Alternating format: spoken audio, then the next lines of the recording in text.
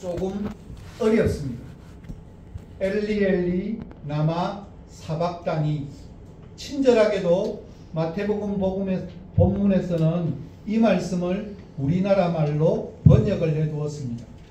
나의 하나님, 나의 하나님, 어찌하여 나를 버리셨나이까? 라고 하는 말씀입니다.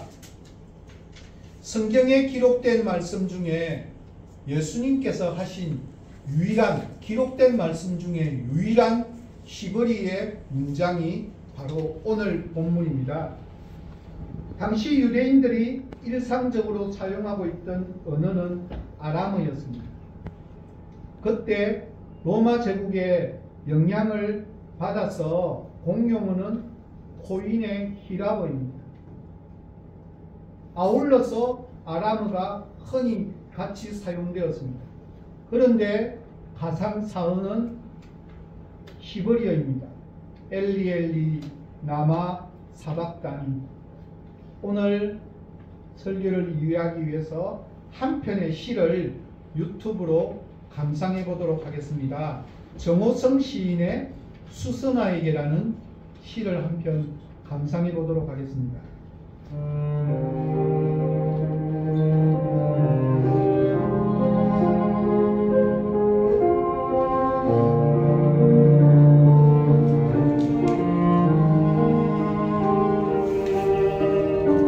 수선화에게.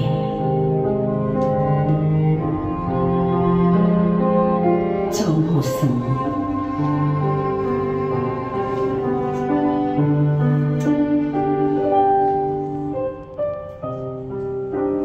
울지 마라. 외로우니까 사람이다. 살아간다는 것은 외로움을 견디는 일이다. 공연히 오지 않는 전화를 기다리지 마라.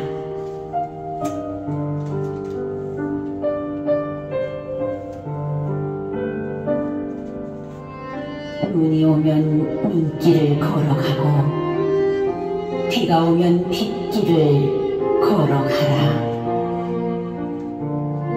갈대숲에서 가슴 검은 도요새도 너를 보고 있다.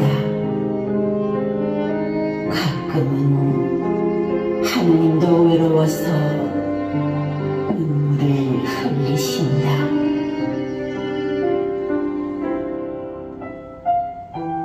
새들이 나뭇가지에 앉아있는 것도 외로움 때문이고, 내가 물가에 앉아있는 것도 외로움 때문이다. 산 그림자도 외로워서 하루에 한 번씩 마을로 내려온다. 종소리도 외로워서 울려 퍼진다.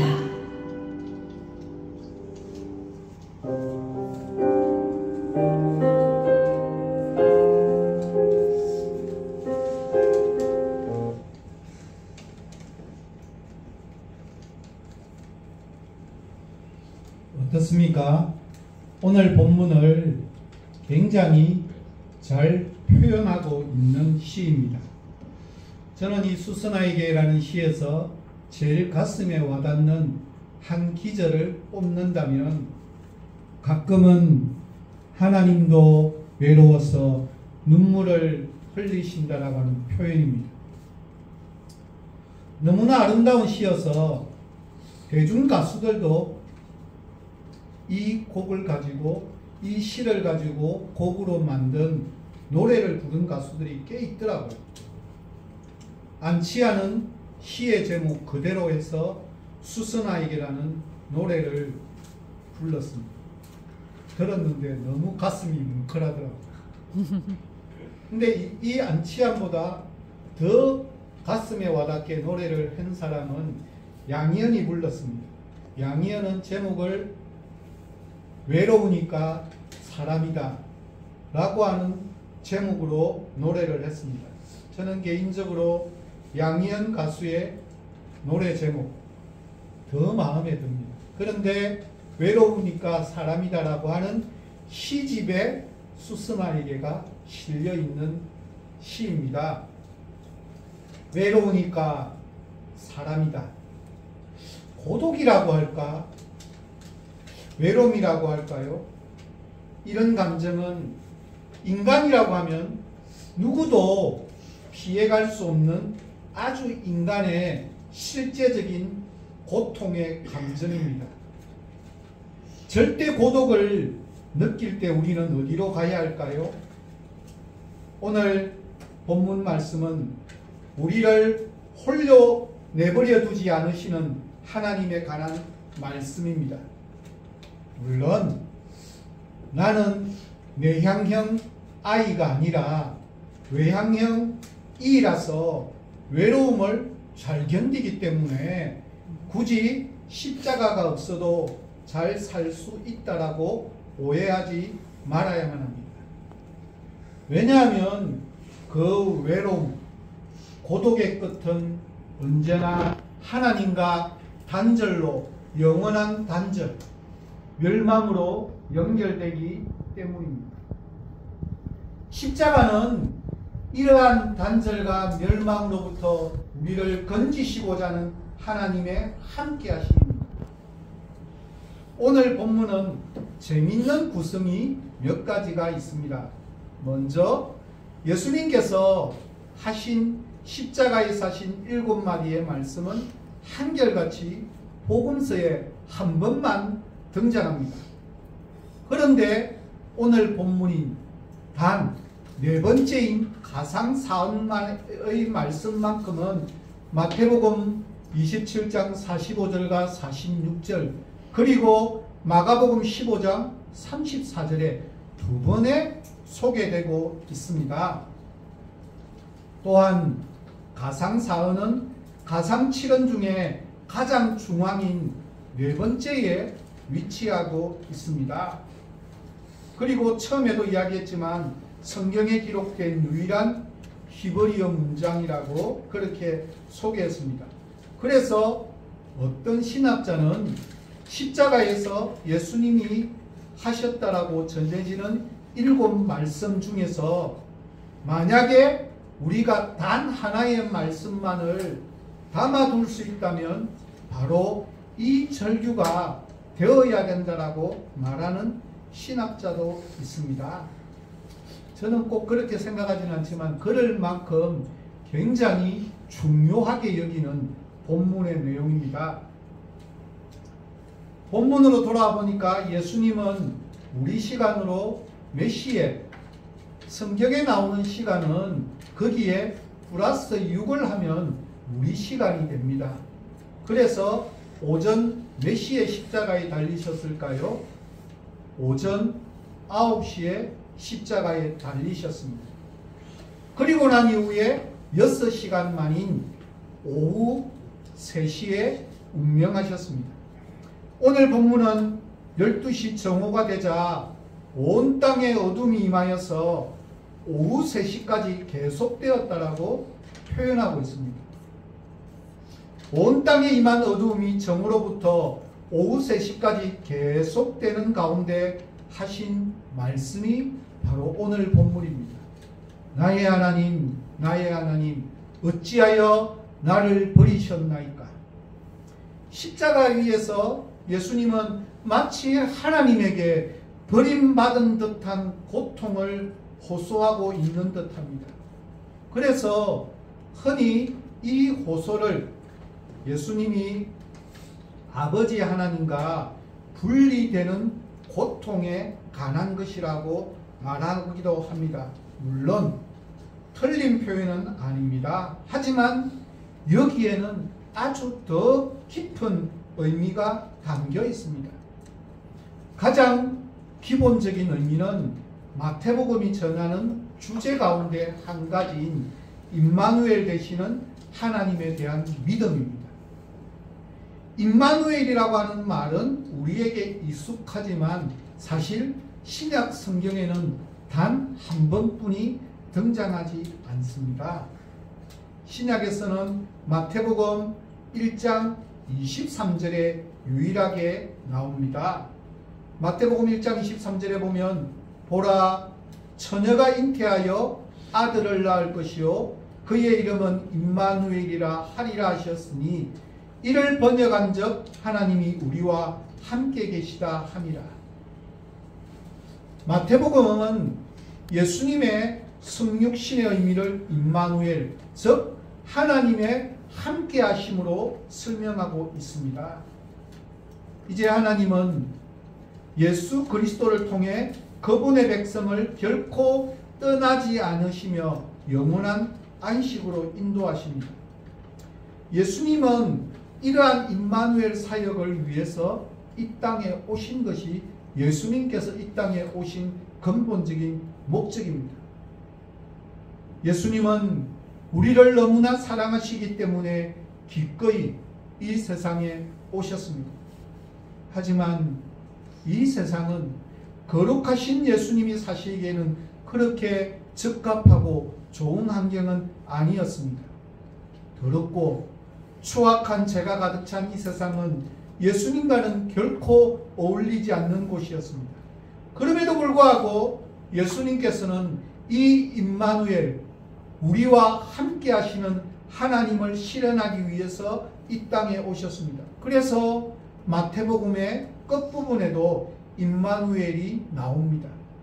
임마누엘이라는 말은 나오지 않지만 하나님이 우리와 함께 하심으로 마태복음은 끝을 맺고 있습니다. 다시 말해서 마태복음은 처음과 끝이 동일한 주제로 연결되어져 있는 내용입니다. 마태복음의 제일 마지막 구절인 마태복음 28장 20절 말씀입니다. 같이 한번 읽어보도록 할까요? 내가 너희에게 분부한 모든 것을 가르쳐 지키게 하라. 볼지어다 내가 세상 끝날까지 너희와 항상 함께 있으리라 하시니라. 예수님께서 마지막까지 처음 오실 때도 임마누엘로 오셨지만 마칠 때도 내가 너희와 항상 함께 있으리라고 하는 임마누엘을 말은 아니지만 그 말을 풀어서 설명하고 있는 내용입니다. 예수님이 그분의 성령으로 그분이 교회와 영원히 함께 하시겠다라고 하는 약속입니다. 따라서 예수님은 그분의 백성과 함께 하기 위해 이 땅에 오셨고 그분의 백성과 영원히 함께 하기 위해서 뭘 했다는 겁니까? 십자가에 못 박혀 돌아가실 수밖에 없었습니다. 한마디로 마태복음은 처음부터 끝까지 예수님의 임마누엘 사역에 초점을 맞춥니다. 또한 마태복음 중간중간 사역 가운데마다 가르쳐주는 핵심의 요소 중에 한 가지가 우리와 언제나 함께 동행하시는 하나님에 대한 임마누엘의 믿음입니다. 이와 같이 임마누엘이라고 하는 주제는 마태복음의 중심을 이루는 핵심 중에 핵심의 주제입니다. 그래서 예수님의 십자가도 이러한 원리 원칙에 맞추어서 해석할 수가 있습니다. 다시 말해서 십자가에서 버림받으신 예수님의 목적은 임마누엘이라고 할 수 있습니다.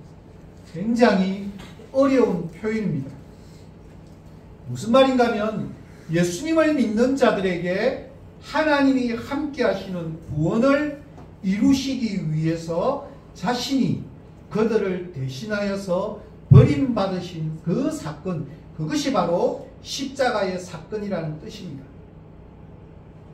1944년도 독일 나치의 아우슈비츠 수용소에 끌려갔던 엘리 비젤이라는 사람은 그때의 경험을 담아서 한 권의 책을 적어내었습니다. 우리나라 말로는 밤이고 원서로는 나이트라고 되어 있습니다. 이 소설을 적었고 이 소설과 더불어 함께 평화운동을 했던 것이 인정받아서 그는 1986년도에 노벨 평화상을 받았습니다. 그 소설의 한 대목에 나치 수용소에서 기용받던 남자아이를 지칭하는 피펠이라고 하는 한 소년이 교수형을 당하는 장면이 등장합니다. 소년은 마치 예수님처럼 다른 2명의 죄수들과 함께 사형을 받았습니다. 게슈타포의 명령으로 3사람의 목에 올가미가 씌워지고 드디어 형이 집행되었습니다. 그때 엘리 비젤의 뒤에서 누군가 이렇게 말했습니다. 도대체 하나님은 어디에 계신 거야? 몸무게가 많이 나가는 두 어른은 쉽게 숨이 끊어졌습니다. 그런데 나이가 어리고 몸이 가벼운 소년은 결코 그렇지 못했습니다. 소년은 30분이 넘게 목이 달린 채 버둥거리고 있었습니다. 수용소의 수용인들은 갈래대로 교수대 앞을 행진하며 지나갔습니다. 순서가 되어서 엘리 비젤 막사 차례가 되어 그 앞을 행진할 때 소년은 여전히 몸부림치고 버둥거리고 있고 발이 움직이고 있었습니다. 그의 눈은 흐트러지지 않았고 볼가현은 여전히 불그스레했습니다. 그때 뒤에서 누군가 다시 중얼거리기 시작합니다. 아니, 도대체 하나님은 어디에 계신 거야?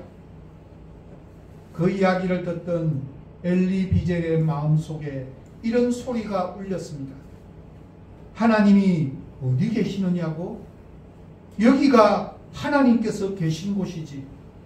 저기 저렇게 교수대에 매달려 죽어가고 계시는 분이 바로 하나님이지. 그때 엘리 비젤은 아무도 함께하지 못하는 죽음의 시간을 고통스럽게 넘어가고 있는 그 소년에게서 하나님이 더불어 함께함을 바라볼 수가 있었습니다. 젊은 엘리 비젤의 눈에 소년의 죽음은 그렇게 처절했고 고통스러웠으며 누구도 함께할 수 없는 자기만의 고난의 시간이었습니다. 그리고 그 소년의 죽음은 곧 하나님 자신의 외로운 죽음이었습니다. 하나님은 우리를 결코 어떤 상황 가운데서도 우리를 결코 그냥 혼자 버려두지 않으십니다. 단지 그것을 내가 느끼지 못하고 있고 깨닫고 못하고 있을 뿐이지 그 어떤 순간 가운데도 하나님은 반드시 우리와 함께 하신다라고 우리에게 가르쳐주고 있는 내용입니다.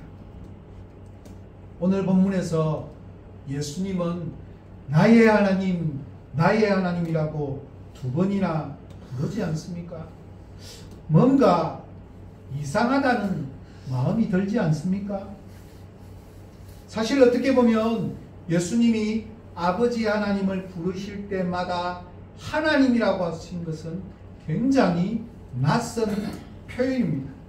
예수님은 항상 하나님을 무엇이라고 부르셨습니까? 아버지라고 부르셨고 제자들에게도 하나님을 향해서 아버지라고 부르라고 그렇게 말씀하셨습니다. 그런데 성경에 보니까 이와 달리 바리새인과 서기관들에게는 아버지라고 말씀하신 경우는 없고 하나님이라고 하셨습니다. 따라서 예수님이 아버지를 하나님이라고 부른 것은 굉장히 드물고 낯선 표현입니다. 하나님이라고 하는 호칭에는 버림받으신 예수님의 고통이 담겨 있습니다. 사람들의 죄를 지고 담당하시는 아들의 고통이 그 십자가 가운데 나타나 있습니다. 다시 한번 말하지만 본문에서 마치 예수님이 버림받으신 것을 강조하고 있지만 진짜 강조하고자 하는 것은 예수님의 버리심으로 말미암아서 우리가 버림받지 않게 되는, 우리가 대신 건짐을 받게 된다는 사실입니다. 그것이 예수님은 임마누엘을 위해서 버림을 받으셨습니다. 마태복음 26장 39절과 42절 말씀인데 39절 말씀입니다. 함께 읽도록 하겠습니다. 조금 나아가사 얼굴을 땅에 대시고 엎드려 기도하여 이르시되 내 아버지여 만일 할 만하시거든 이 잔을 내게서 지나가게 하옵소서. 그러나 나의 원대로 마옵시고 아버지의 뜻대로 하옵소서 하시고. 42절입니다. 같이 읽겠습니다. 다시 두 번째 나아가 기도하여 이르시되 내 아버지여 만일 내가 마시지 않고는 이 잔이 내게서 지나갈 수 없거든 아버지의 원대로 되기를 원하나이다 하시고. 예수님께 십자가는 한편으로는 피하고 싶은 잔이었습니다. 그러나 다른 한편으로는 십자가는 예수님의 전적인 자발적인 순종의 결과였습니다. 예수님은 우리와 함께 하시기를 원하시는 아버지 하나님의 뜻에 기꺼이 순종하는 것이 십자가의 결단이었습니다. 결코 자신의 죄 때문이 아니었습니다. 바로 우리의 죄 때문에 우리를 대신해서 십자가에서 심판받으시고 버림받으셨습니다. 본인이 버림받음으로 우리가 버림받지 않도록 하기 위한 예수 그리스도의 사랑이 이 속에 담겨져 있습니다. 이와 같이 예수님의 탄생도 임마누엘 때문이고 예수님의 십자가도 임마누엘 때문이고 마지막으로 다시 오시고자 하는 그것도 임마누엘 되시는 하나님의 약속을 이루기 위한 뜻입니다. 우리가 하나님께 버림받지 않고 하나님과 함께 하시기 위해 예수님은 이 땅에 오셨고 십자가에서 돌아가셨습니다. 이것이 바로 오늘 본문에서 이야기하는 마태복음의 십자가의 의미입니다. 이것이 성경 전체에서 가르쳐주는 예수님이 이 땅에 오신 궁극적인 사역의 목적입니다. 이것은 그냥 단순하게 이루어진 것이 아니라 구약에서부터 계속해서 끊임없이 약속했던 모든 것이 이루어지는 문제입니다. 구약에는 어떻습니까? 동물이 제물이 되는데 예수님께서 대신 제물이 되셔서 십자가에서 피 흘려 죽으셔야 함을 구약에서는 끊임없이 반복하여 예표로 나타내고 있습니다. 그 예표를 이해하기 위해서는 우리는 두 단어를 이해해야 합니다. 레위기에 나오는 대속죄일과 아사셀 양입니다. 또는 아사셀 염소라고도 이야기합니다. 제물인 동물을 죽이는 것으로 제사의 절차가 끝나는 것이 아닙니다.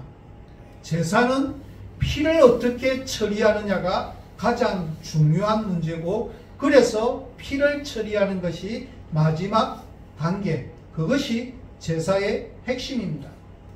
이 처리 절차를 통하여서 제사는 비로소 끝나게 되고 제사의 효력이 나타나게 됩니다. 그런 면에서 피의 처리는 제사의 절차 중에서 가장 중요한 의미가 있습니다. 구약 제사에서 피의 처리를 어떻게 했는가는 레위기 16장에 나타난 대속죄일 제사에 잘 나타나 있습니다.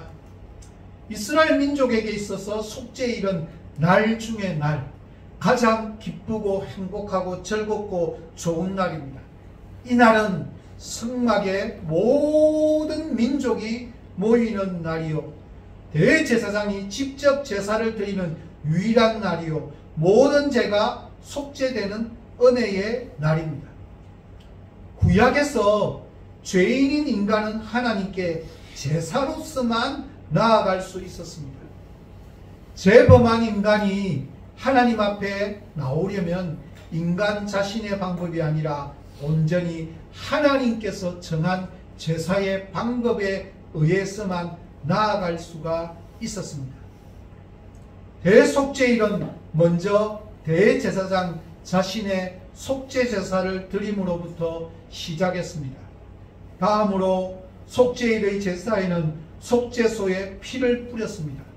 속죄소에 피가 뿌려짐으로 우리의 죄가 가리움을 받게 됨을 상징합니다. 피를 뿌림으로, 즉 생명을 들음으로 하나님의 진노를 무마시키고 진정시키고 가리는 역할을 하게 됩니다. 이것은 이스라엘 백성들을 위해서 대속죄일을 두신 은혜의 규례입니다. 대속죄일은 해마다 한 차례 열리는 정결의 행사로서 7월 10일에 행했습니다. 예수님은 어린 양의 피를 대신하는 것이었고, 그래서 요한복음에서도 보라 세상 죄를 지고 가는 하나님의 어린 양이라고 그렇게 칭함을 받았습니다. 대제사장은 어린 양의 피를 가지고 지성소에 들어가서 속죄소 위에 피를 뿌립니다. 이를 통해 이스라엘 백성들은 죄를 용서받았습니다. 이날은 하나님의 진노를 피하는 날이고 하나님의 보호를 받는 날이고 하나님에게 구원을 받는 날이고 온 민족이 죄에서 해방되는 날입니다. 대속죄일에 또 하나의 의식이 치러집니다. 2마리 희생염소를 선택해서 제물로 드리는 일입니다. 대제사장은 여러 마리의 염소 가운데 서로 비슷한 순염소 2마리를 택한 후에 하나는 여호와를 위하여 다른 하나는 아사셀을 위하여라고 그렇게 적습니다. 여호와를 위한 염소는 잡아서 제물로 바칩니다. 그 지성소에 피를 뿌리게 됩니다. 그리고 아사셀을 위한 염소에게는 다른 역할이 주어집니다. 아사셀이라고 하는 말에는 보내다, 없이하다, 없애준다 라고 하는 뜻이 있습니다. 즉 아사셀 염소는 죄를 없이하려고 광야로 보내는 염소입니다. 먼저 아사셀 염소 위에 대제사장이 2손을 얹고 안수를 합니다. 대제사장이 안수를 할 때는 일반적으로는 한 손을 얹고 안수를 하지만 이때는 2손을 얹고 안수를 합니다. 이는 이스라엘의 모든 죄를 이 염소에게 전가한다는 의미가 담겨져 있습니다. 다음에는 미리 정한 사람이 이 아사셀 염소를 끌고 광야 입구까지 가서 놓아줍니다. 이때 다시는 사람이 사는 곳으로 돌아오지 못하도록 하기 위해 해초리로 쳐서 염소를 광야로 내몰게 됩니다. 광야 입구는 사막이 시작되는 곳까지 여기까지 끌고 가서 놓아줍니다. 여기까지 끌고 와서 놓아주는 이유는 다시 돌아오지 못하게 하기 위함입니다. 염소 입장에서는 버림받는 일입니다. 광야로 쫓겨난 버림받은 염소는 밤길을 헤매다가 구덩이에 빠지거나 낭떠러지에 떨어지거나 혹은 다른 짐승에게 잡아 먹혀 죽습니다. 때로는 먹을 것이 없어서 소리를 지르며 물을 찾고 이리저리 헤매고 방황하고 풀을 찾고 헤매다가 끝내는 굶어서 쓰러져 죽기도 합니다. 왜 도대체 이스라엘 백성들은 이런 의식을 치를까요? 이스라엘의 죄를 전가받은 아사셀 염소의 죽음으로 그 죄가 사해졌다라는 의미를 부여하고 있습니다. 그러므로 대속죄일은 아사셀 염소에게는 안 된 일이지만 이스라엘 사람들에게는 기쁨의 날이고 하나님의 진노를 피하는 날이고 하나님의 보호를 받는 특별한 날이고 죄에서 해방된 너무나 기쁘고 기쁜 날입니다. 그런데 매년마다 이렇게 아사셀 염소를 죽이는 것으로 반복하지 않는 그 일을 위해서 예수님께서 오시고 단번에 아사셀의 염소가 되셔서 우리를 대신하여 돌아가신 사건이 십자가의 사건입니다. 아사셀 염소처럼 예수님도 버림받고 찢기고 상하셨습니다. 죄 없으신 예수님이 우리의 죄를 대신 짊어지시고 모진 고통과 수모를 다 당하고 아사셀 염소보다도 더 많은 수모와 고통을 당하고 돌아가셨습니다. 하나님께 버림받은 듯한, 아니 예수님 스스로 버려지고 십자가에서 돌아가신 예수님, 자기 백성을 그들의 죄에서 구원할 자, 그 이름 예수로 오신 분. 그래서 이 주님이 우리의 임마누엘 되신, 언제나 우리와 함께 하시는 주님이 내가 믿는 바로 그 예수님이라고 하는 사실을 우리는 결코 잊지 말아야만 합니다. 고통 가운데, 외로움 가운데 절규하는 것 같지만 혼자서 그것을 담당하시고 대신 십자가를 지심으로 말미암아서 우리와 함께 하심을 이루어 가기를 원하시는 주님, 그것이 바로 십자가 사언에 담겨 있는 임마누엘의 십자가 지시는 예수님입니다. 제가 이제 말씀을 마무리합니다. 제가 부목사로 마지막 섬겼던 교회인 부산소정교회 처음 가게 되었을 때 교회에서 대학 청년부와 그리고 교구 제일 작은 거를 맡겨주셔서 섬기게 되었습니다. 3월에 부임해서 연말 계획을 세우면서 연말에 대학 청년부 자체적으로 부흥회를 기획을 했고, 그래서 오시게 된 분의 설교 중에 들은 내용을 설명하도록 합니다. 이분은 교회를 개척했는데 젊은이들이 엄청 많이 모이는 교회입니다. 어른들은 없는 대신에 젊은이들이 엄청 많이 몰렸습니다. 그래서 이 교회에서 개학을 준비하며 특별 새벽 기도회를 일주일간 하게 되었답니다. 마지막 날, 모든 말씀을 다 마친 날, 그날 새벽 기도를 마치고 돌아가던 한 초등학교 6학년 여학생이 있었습니다. 초등학교 6학년 여학생인데 특별 새벽 기도를 나와서 목사님 딸이거나 전도사님 딸이거나 아니면 장로님 딸이거나 근사님, 집사님 딸이라고 생각해서는 안 됩니다. 이 아이의 어머니는 무당이었습니다. 그래서 어머니가 교회 가는 걸 너무너무 싫어하고 반대하는데도 이 아이는 교회를 가면서 특별 새벽 기도 가면서 일주일 동안 기도 제목이 있었답니다. 우리 어머니 무당 그만하게 하시고 예수님 믿게 해주세요. 그 제목 가지고 일주일 동안 특별 새벽 기도하고 참석하고 돌아가다가 마지막 날,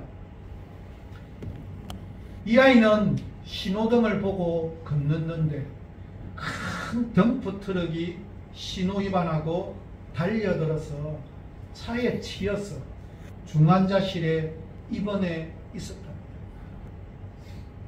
무당인 어머니가 자기에게, 목사님에게 찾아와서 부탁하더랍니다. 우리 아이 그렇게 중환자실에 입원하면요, 잠깐 짧게 뿐이 면회가 안 되잖아요. 그때 자기가 안 돼가고라도 꼭 목사님 보고 대신 들어가서 기도 한번 해달라고 그렇게 신신당부하고 본인도 들어가고 싶어서 들어갔답니다. 사경을 헤매는 그 아이에게 기도하러 들어갔는데 죽음의 사선에서 그 아이는 혼자서 흥얼흥얼 거리고 있는 거예요. 그렇게 고통 가운데서 이렇게 흥얼거리고 있습니다. 내가 사망의 음침한 골짜기로 다닐지라도 해를 두려워하지 않을 것은 주께서 나와 함께 하시니라. 주의 지팡이와 막대기가 나를 안위하시나이다. 이렇게 발음을 정확하게 하는 게 아니라 가까이 되니까 흥얼거리고 있는 그것이 무엇인지를 들어보니까 시편 23편 전체를 암송하고 있는 거예요. 4절에 오니까 그런 사망의 음침한 골짜기 가운데서도 나와 함께 하시는 그 주님을 고백하고 있는 그 초등학교 6학년 아이를 보면서 기도가 나오는 게 아니라 눈물이 나서 기도를 할 수가 없었다라고 그렇게 이야기하더라고요. 십자가는 하나님이 우리와 함께 하심을 실현하기 위해서 예수님이 버림받으신 사건입니다. 우리를 버리지 않으시기 위해서 하나님이 대신해서 아사셀 연소처럼 하나님이 아들인 예수 그리스도를 버리신 사건입니다. 그러므로 십자가를 믿고 의지하는 자는 예수님을 버림받으신 때문에 이제 우리는 언제 어디서든 임마누엘을 경험하며 어떤 순간 가운데도 나와 함께 동행하여 주시는 그 하나님을 누릴 수 있게 되는 그것이 바로 십자가 사언을 통해서 우리에게 가르쳐 주고자 하는 예수님의 호소이자 절규입니다.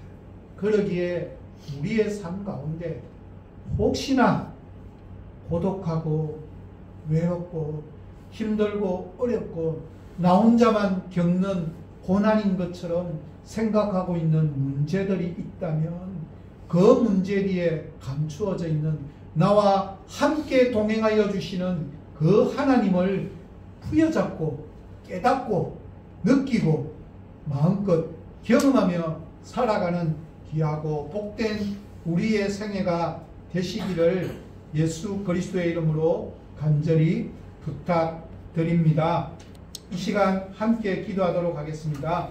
보면서 기도하겠습니다.